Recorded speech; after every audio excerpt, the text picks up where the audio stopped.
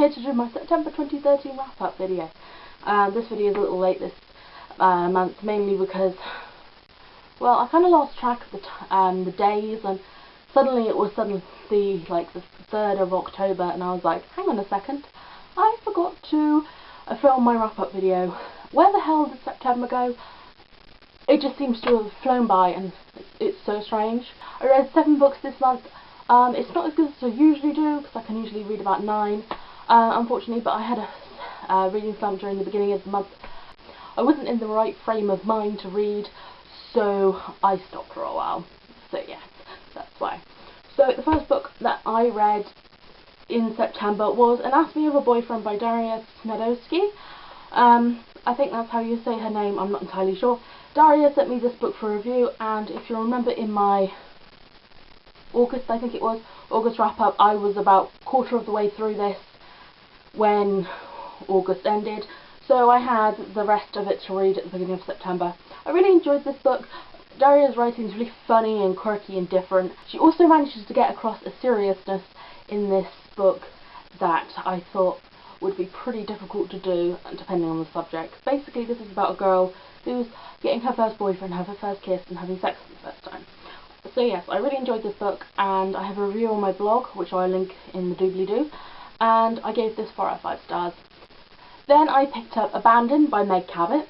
I had this for Christmas last year, and I just hadn't got around to reading it, and then finally I picked it up, and I'm so glad I did, because it was absolutely fantastic. It really was. I really like the Persephone, is it the Persephone myth? But it's because this is based on it, and I thought this was quite a different take on the whole myth, I think, but in such a good way. I really liked the characters and the love interest, John. It's really, really cool. I also just love Meg Cabot's writing. She's just really fantastic. And I gave this 4 out of 5 stars. Then I picked up Confessions of an Almost Girlfriend by Louise Rosette, and this is the second book in the Confessions series. I'm not sure how many there are. I know there might be a 3rd coming out. I'm not sure when. I got sent this for a review from Mirror Ink, and I really, really enjoyed this one. I preferred it to the first one. It was much better. Even though I loved the first one, this was just as good and probably better. The story continues on with Rose, the main character, trying to go through high school life with her dad died in the previous book, and she is in love with her brother's best friend and things like that. And I really, really did enjoy this book. That's all I'm going to say about it, and I gave this 4 out of 5 stars. There is also a review on my blog if you are looking for that, and I will link that down below too. Then I picked up Jessica's Guide to Dating on the Dark Side by Beth Fantasky. Oh my gosh, this was amazing. I really, really loved this. I picked it up one evening, and I just flew through it, and then by the second evening I had finished it, and I absolutely loved it. It was really, really fantastic.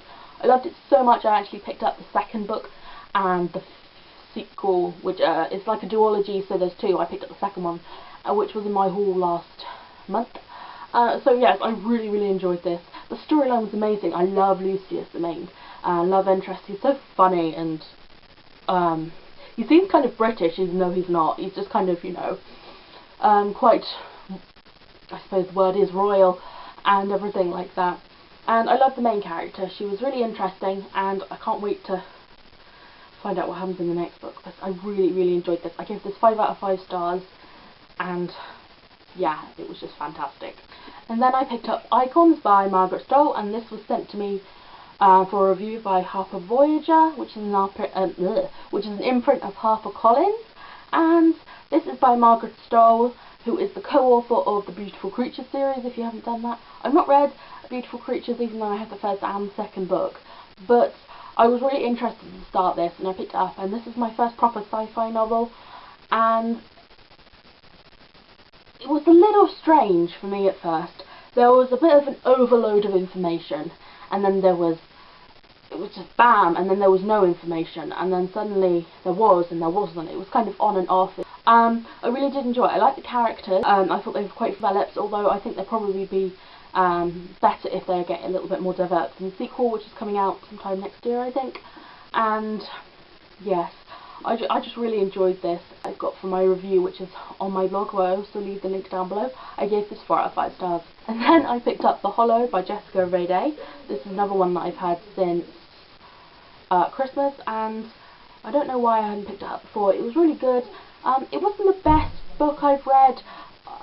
The writing was a bit strange, and I don't know, there was a lot of she did this and then she did that and then she did this until she got to the main bit that she was actually doing, if you know what I mean.